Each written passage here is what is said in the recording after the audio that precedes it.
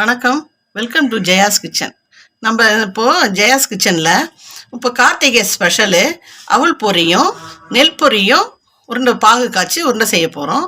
அது எப்படி செய்யலான்றதை பார்க்கலாம். இப்போ இந்த நெல் பொரியில் இந்த நெல்லாக இருக்குங்க, நெல் தோலெல்லாம் இருக்கும், அதெல்லாம் நேம்பி எடுக்கணும், முரத்தில் வச்சு நேம்பி எடுக்கணும். அதை காட்டுறதுக்கு தான் உங்களுக்கு இந்த மாதிரிலாம் இருக்கும்.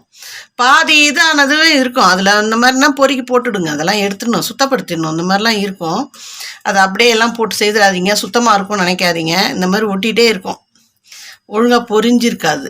அதெல்லாம் எடுக்கணும். அது நெற்பொரின்றது இதுதான் நெற்பொரி. அவல் பொரின்றது அவல் பொரி இது. இப்போ ரெண்டுத்துலேயுமே தான் செய்ய போகிறோம். இந்த அவல் பொரியும் சரி நெற்பொரியும் சரி மண்ணில் போட்டு தான் செய்வாங்க. அதனால் இது நமுத்தா மாதிரியும் இருக்கும், வாங்கிட்டு வந்தால் பொறப்பொறன்னு இருக்குன்னு நினைக்காதீங்க. நாம்ளும் வானலில் வச்சு கொஞ்சம் லைட்டாக கருகாத அளவுக்கு லைட்டாக வறுத்தாலே போதும். அந்த ஒட்டி இருக்கிற மணல் கூட அந்த இதில் தங்கிடும். அப்புறம் புடச்சிட்டு செய்வோம். இப்போ நான் அளந்து வச்சுருக்கேன், இது 3 கப்பு அளந்து வச்சுருக்கேன், இது 3 கப்பு அளந்து வச்சுருக்கேன். எல்லாத்தையும் வறுத்து எடுத்துகிட்டு வந்துட்டு எப்படி செய்யலான்றதை பார்க்கலாம். அடுப்பை பற்ற வச்சுக்கலாம். ஒரு வானில் வச்சுட்டேன், பேனில் வச்சுட்டு அடுப்பை பற்ற வச்சுக்கலாம். சூடாகட்டும். முதல்ல நெற்பொரியை போட்டு லைட்டாக வறுத்துக்கலாம்.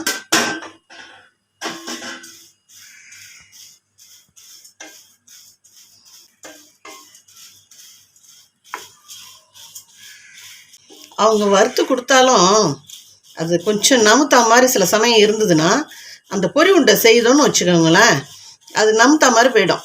அதனால தான் லைட்டாக வறுத்துக்கணுன்றது, ரொம்ப வறுக்கணும் கூட இல்லை. வறுபட்டுடுது. இப்போ இதை எடுத்து கொட்டிக்கலாம். எடுத்து போட்டுக்கலாம்.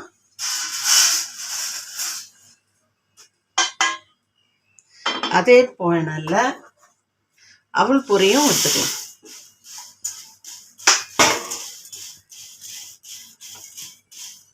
இந்த அவல் பொரி எப்படி வறுபடணும்னா, நம்ம அப்படி கையில் எடுத்தால் நம்ம சூடு தெரியும், ஓரளவு சூடு இருக்கும், அந்த அளவு இருந்தாலே போதும். 1 நிமிஷம் இல்லைன்னா 2 நிமிஷம், அதுக்கு மேலே வறுக்க வேண்டாம். இதில் இருக்கிற மண்ணெல்லாம் கூட வந்துடும் உங்களுக்கு, இதுலேயே அடியில் இருக்கும். நம்ம சலிச்சிட்டோம்னா அது நீங்கிடும். ஒரு சல்லடையை வச்சு கூட சலிக்கலாம். சிலருக்கு முறம் வச்சுட்டு நோம்பி எடுத்துருங்க. இதுவும் முடிஞ்சிடுது, நிப்பாட்டிக்கலாம். போதும். பாருங்க, இந்த சூடு இருக்கணும், கை பொறுக்கிற சூடு இருந்தாலே போதும்.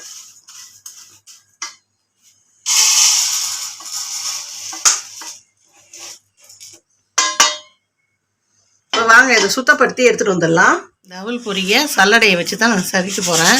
சல்லடையில் லாஸ்ட்டு பெரிய பெரிய கண்ணாக இருக்கும், 3 தட்டு இருக்கும் இல்லைங்களா, அதில் லாஸ்ட்டு தட்டாக இருக்கும். உங்களுக்கு ஈஸியாக செய்கிறதுக்காக இதை காமிக்கிறேன். முரத்தில் நேம்புறவங்க நேம்பிக்கலாம், அது தெரிஞ்சவங்க தான் செய்வாங்க. உங்களுக்கு ஈஸியாக செய்கிறதுக்காக இதை காமிக்கிறேன். பாருங்கள் எவ்வளோ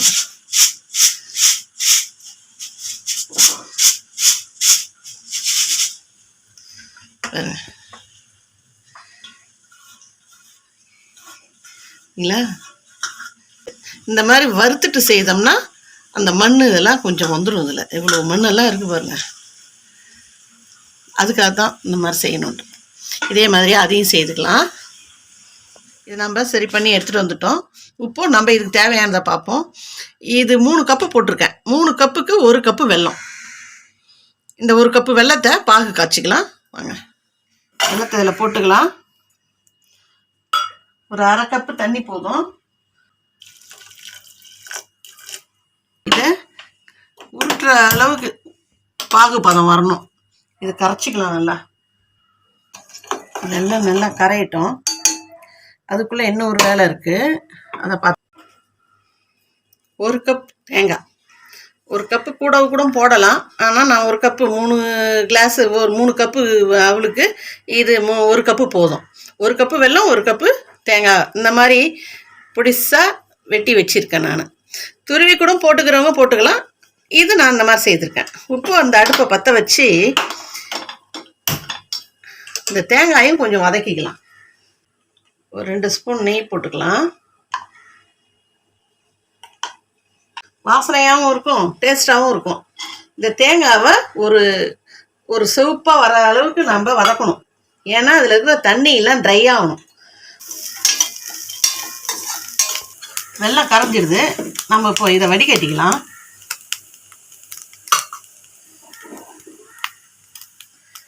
அடுப்பில் வச்சு அப்படியே வடிகட்டிக்கலாம். இவ்வளோ சுத்தமாக செய்யும்போது இதையும் சுத்தமாக செய்யணும். இப்போ இது ரெடி ஆகிடுது. இதை ஆற வச்சுப்போம். உடனே எடுத்து அதில் போடக்கூடாது. ஏன்னா இந்த சுட சுட போட்டோம்னாலே ஒரு ஈரத்தன்மை இருக்கும். அதை நம்ம ஒரு பேப்பர்லேயே அதிலே போட்டு பார்த்தோம்னா தெரியும் பாருங்கள். டப்புன்னு மூடக்கூடாதுன்னு சொல்லுவாங்க. ஆஃப் பண்ணிக்கலாம். இதை ஆற வச்சு தான் அந்த அவலில் போடணும். பாகு பதம் பார்க்குறதுக்கு இப்படி தண்ணியில் விட்டோம்னா அது பிரியாத இருக்குது பாருங்கள். இதுதான் பாகு பதம். கரெக்டாக வந்துடுது. எல்லாம் சேர்ந்து வருது பாருங்க. இப்போ ஆஃப் பண்ணிவிடுவோம். இப்போ பொரியில் போட்டுக்கலாம். அதை இதில் கொஞ்சம் எள்ளு போட்டுக்கலாம். சுக்குப்பொடி போட்டுக்கலாம் கொஞ்சம். ஏலக்காய் பவுட்ரு கொஞ்சம். இப்போது இந்த பாகை அப்படியே இதில் ஊற்றிட வேண்டியதுதான். இதில் தேங்காய் போடக்கூடாது. பொரி உண்டை இது.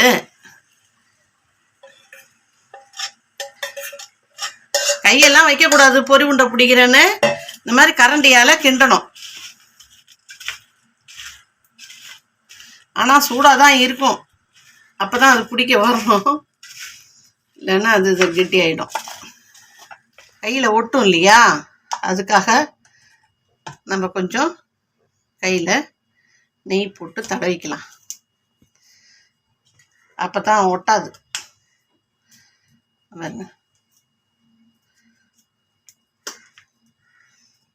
பிடிக்க முடியல, சுடுது வேற.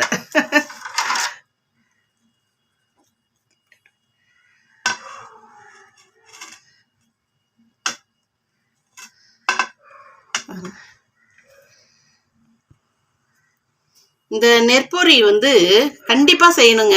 அவல் பொரியும் நெல் பொரியும் கண்டிப்பாக செய்யணும்.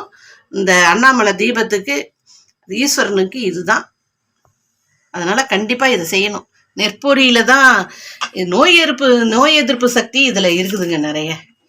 நீங்களே யோசனை பண்ணி பாருங்கள். விநாயகர் சதுர்த்திக்கு, நவராத்திரி முடிஞ்சு சரஸ்வதி பூஜைக்கு, இதுக்கெல்லாம் பாருங்கள் அவல் பொரி கடலை வைப்பாங்க. எதுக்கு அதெல்லாம் வைக்கிறாங்க சொல்லுங்கள்?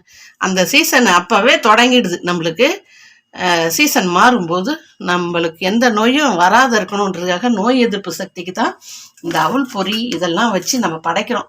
இதெல்லாம் காரணக்காரியெல்லாம் இல்லாத ஒரு விசேஷங்கள்லாம் வராதுங்க. நம்மளுக்கு நம்ம உடம்ப கருதியேவே சாமிக்கு செய்கிறோம். நம்ம சாமியை சொன்னால் தான் நம்ம எல்லாமே செய்வோம். இல்லாட்டி நம்மளுக்கு உடம்புக்கு நாம் பார்த்துக்க மாட்டோம். சாமிக்குன்னு சொல்லிட்டு நம்ம செய்யும்போது அது நம்ம உடம்புக்கும் அது ஹெல்த்தி ஆகி. இந்த மாதிரி தான் செய்யணும். இதே மாதிரி எல்லாத்தையும் பிடிச்சிக்கலாம். அடுத்து அவல் பொரி செய்யலாம். இதை பிடிச்சிட்டு அவல் பொரிக்கு 1 கப்பு வெல்லம், 3 கப்பு அவல் பொரி, 1 கப்பு வெல்லம். இதுக்கும் அதே தான் போடணும். ஆனால் இதுக்கு பாகு இளம்பாகாக இருக்கணும். ரொம்ப திக்காக இருக்கக்கூடாது. ஒரு 1/2 கப்பு தண்ணி. இதையும் கரைச்சிக்கலாம். முதல்ல கரைச்சிப்போம். சுக்கு தட்டி வச்சுருக்கேன், அதை இதில் சேர்த்துக்கலாம். வெல்லத்தில் ஏலக்காவும் இதில் சேர்த்துக்கலாம். ஏன்னா அந்த திப்பிலாம் வடிகட்டிடலாம் நம்ம, அதுக்காக. இன்னொன்றுங்க, இதில் ஏன் சுக்குப்பொடி சேர்க்குறோன்னு நினைப்பீங்க. வெல்லம் இருந்தாலே சுக்குப்பொடி சேர்க்கணுங்க.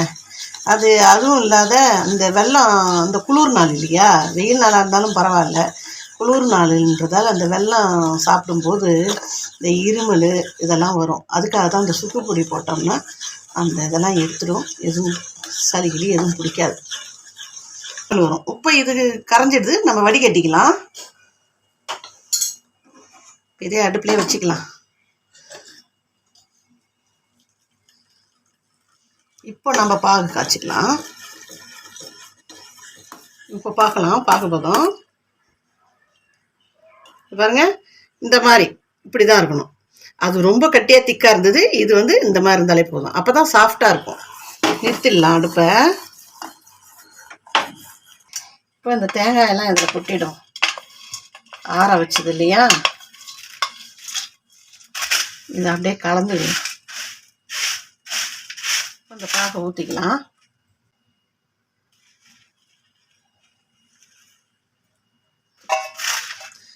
அப்படியே கிண்டிக்க வேண்டியதுதான்.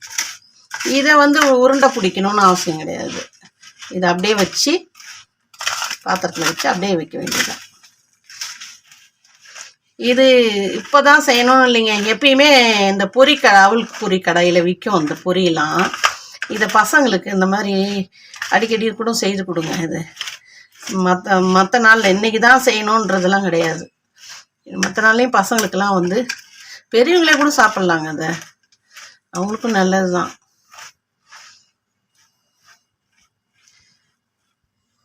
இந்த அவல் பொரி நெற்பொரி ரெசிபி உங்களுக்கு பிடிச்சிருந்தா நீங்கள் வீட்டில் செய்து பார்த்துட்டு லைக் பண்ணுங்கள், ஷேர் பண்ணுங்கள், கமெண்ட் பண்ணுங்கள். ஜெயாஸ் கிச்சனை சப்ஸ்கிரைப் பண்ணாதவங்க சப்ஸ்கிரைப் பண்ணிவிட்டு பக்கத்தில் இருக்கிற பெல் பட்டனை கிளிக் பண்ணுங்கள். நான் போடுற வீடியோ அப்போ தான் உங்களுக்கு நோட்டிஃபிகேஷனாக வரும். நெக்ஸ்ட்டு ரெசிபியில் பார்க்கலாம். தேங்க்யூ.